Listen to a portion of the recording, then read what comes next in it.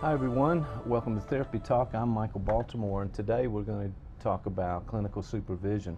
You know, I really have a belief that has started a while back, but the belief is simply that we don't prepare enough for clinical supervision. If we're a counselor or counselor in training, that sometimes we're not ready. We want to get in there and talk about cases and do those kinds of things to improve our service to clients. But maybe we haven't done what we need to do to get the most out of clinical supervision. So one of the things I've done over the years in training counselors is to prepare a document called Preparing for Clinical Supervision. And so this is exactly what I've done, and I want to share that with you today. There are 20 points. I want to go over each one of those very quickly for you, and hopefully it will be helpful in your work. So this is my presentation today, and let's go ahead and get started. So if you're preparing for supervision, you want to make the most of it. You want to enhance your clinical experience, and you want to be completely prepared for those things. So I prepared 20 of them. Let's take a look. Here's the first one. Use the skills that you've learned. Basic helping skills are fundamental in building any relationship. And this includes your supervisor, the staff you work with, your colleagues at the placement site or at the work site, the university faculty if they're involved. You want to listen carefully. You want to reflect on what you've heard. You want to be thoughtful in your comments, and you want to respond empathically and in a professional manner. All right, that's one. Let's go to two. Build a positive relationship at the beginning. This guideline holds true for any relationship, but especially applies to working with your supervisor. Be prepared to learn, question, and further your clinical knowledge, and really set up a good supervisory relationship. Number three, be prompt. Always be on time for your supervision meetings. If there's an emergency or delay, call in advance. Use the same courtesy that you would for your clients, your colleagues, at your work site, and particularly with your supervisors. Number four, record your sessions. Have tape ready for supervision.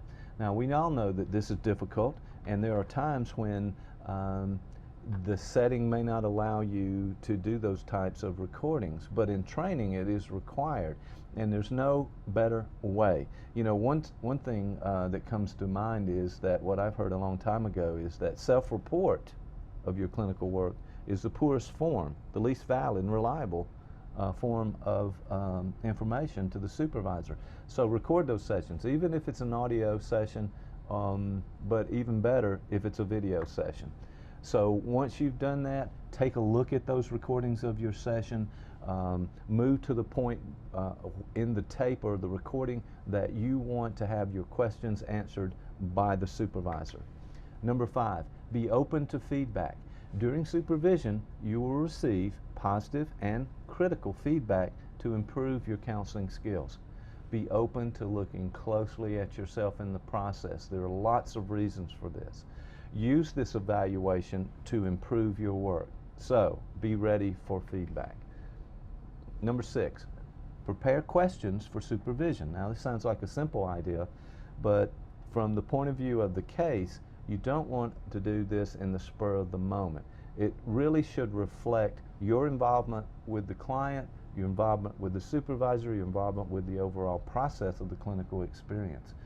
Make sure that you have questions that relate to a number of things, including not just the case, but administrative issues, theoretical orientation, the interventions that you use, and remember that supervision is about your professional growth. Number seven, develop your theoretical orientation. Give thoughtful reflection to your personality style and the counseling theories that you've learned. Develop your theoretical orientation. That development is extremely important. You should know a number of the theories that are out there and be comfortable with those. Supervisors will want you to use those theoretical principles. Be prepared for a question from your supervisor concerning your approach. I know that one thing I do sometimes during a session, whether it's a live session behind the mirror or it's a recorded session, is stop and ask the question, of the clinician, what were you doing in that moment? What were you thinking about? What was going on with you? And so I think these are the kind of things you should be prepared for in supervision. That was number 7. Let's go to number 8. You are working for the client. It's important to know that your major responsibility is to the client. While you're developing your professional skill, there is lots of ways that you can help your client. Consider this always and often. Number 9, be professional at all times. Alfred Adler once said to act as if.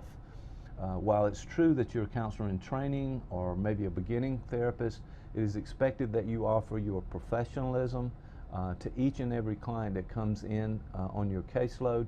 This holds true for all of the other professional relationships, whether it's at the university or your workplace. Number 10, know your ethics. Reread your ethical standards and know them well. You'll be called on to provide sound ethical responses to both clients and supervisors, and this cannot be stressed enough. Consult with other professionals, number 11.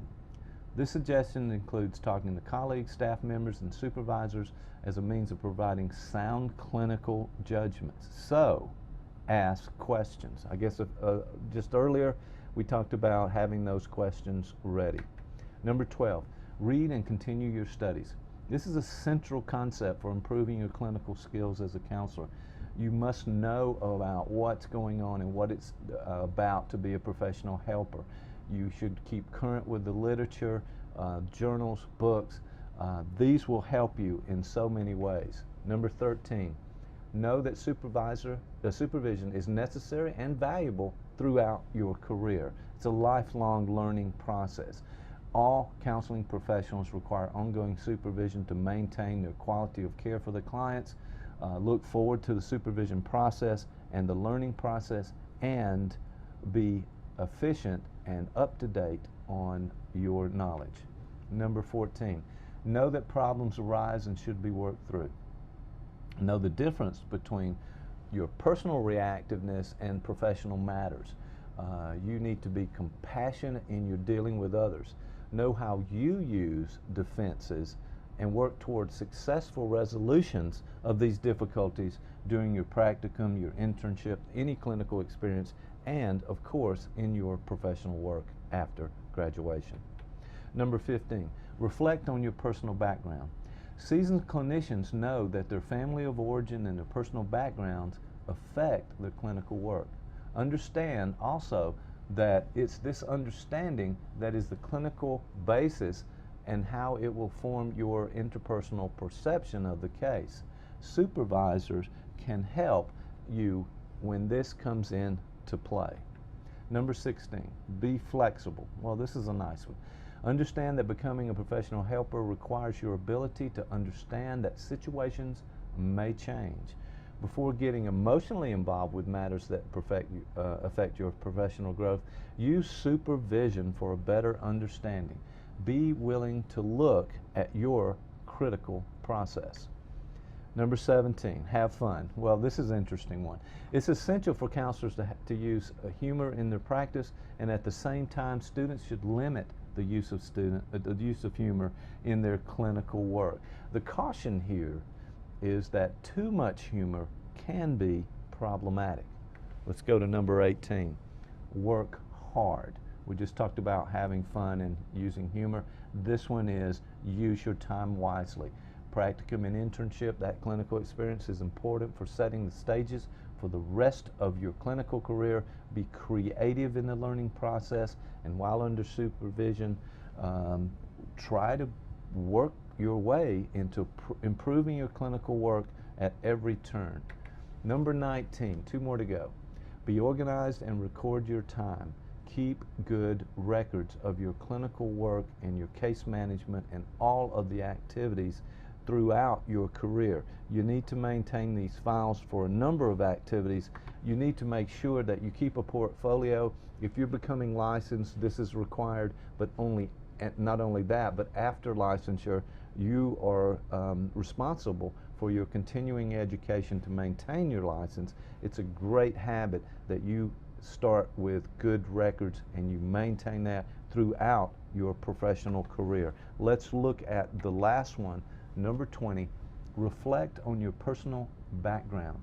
You know, seasoned clinicians know that their family of origin, personal backgrounds affect their work.